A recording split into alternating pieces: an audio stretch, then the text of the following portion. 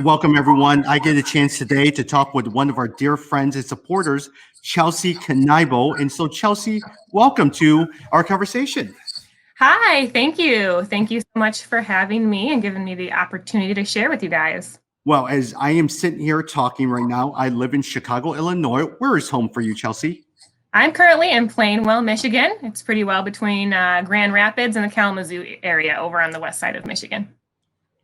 Share with me a little bit about your journey. We were just talking about you have 3 kids, your husband, you've always lived in Michigan. Love to hear a little bit about your story. Yeah, so I grew up in Grand Rapids, and that's where that's where I grew up and went to school. And then after I got married, we moved down to Kalamazoo. While my husband was finishing school at Western Michigan University. He's a mechanical engineer. And then, we moved to Plainwell to kind of be in between, to be close to family and close to work. And I was working for a few years, and then we started having kids and decided to stay home and start homeschooling the kids. So that's where I'm at right now. Yep. How are the kids doing in the midst of this pandemic? Because a lot of times the homeschooling, it doesn't affect what you guys are doing, right? You know, it hasn't been too much of a shakeup for us. Praise the Lord. We did a good job embracing a season with a clearer calendar. I decided to take it as a blessing that our calendar was cleared up, and that my husband was home more. So being a homeschool mom, it didn't throw us off too much. We were home a lot anyway. So I was one of the lucky ones. I know we were just talking about your husband's a mechanical engineer. Mm-hmm. Yes. Got it. Yeah. And so for you guys is, what do you call it? Before working and staying home with the school, you were a hairstylist, and to this day, you're still working as a substitute teacher.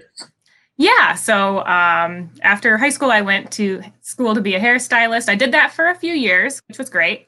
But then my husband, being an engineer, he was working Monday through Friday, 9 to 5. And as a hairstylist, I was working nights and weekends. So that wasn't really working out anymore. So I went back to school to get my teaching certificate for cosmetology. And then I just, so I can do that on a substitute basis every now and again. If a teacher's sick or on vacation, I can fill in and stay current and work a little bit. Got it. Well, you know, you and I got connected through the work of A21. How did you get connected with A21? I saw Christine Kane at an event, I want to say 12 or 13 years ago. So pretty darn close to when she was launching the A21 program, I believe. I was only 17 or 18 at the time, but the veil was lifted and my eyes were just opened to an unthinkable world that I didn't even know existed.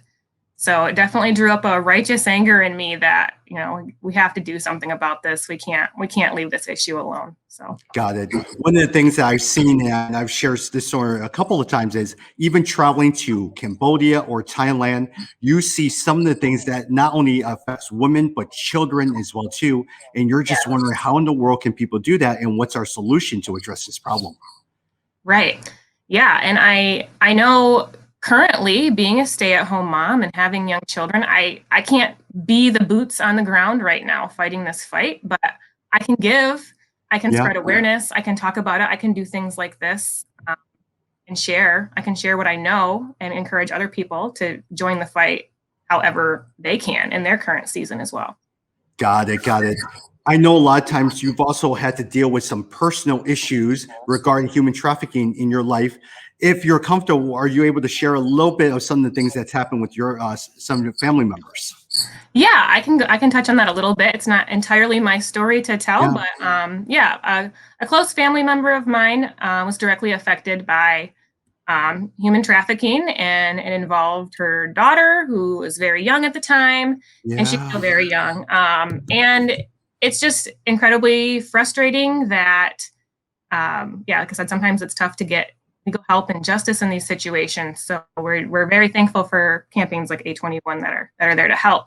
I know when I first found out about the A21 campaign, I definitely still saw human trafficking as a distant problem in a dark corner of a faraway land. I didn't it still made me upset that these things were happening, but I didn't think it could be so close. And then to have it happen to people so close to me Yeah.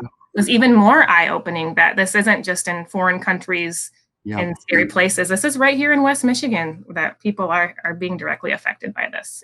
Chelsea, prior before we got into this call, you were talking about the importance of justice and how all of us need to understand and practice the importance of justice.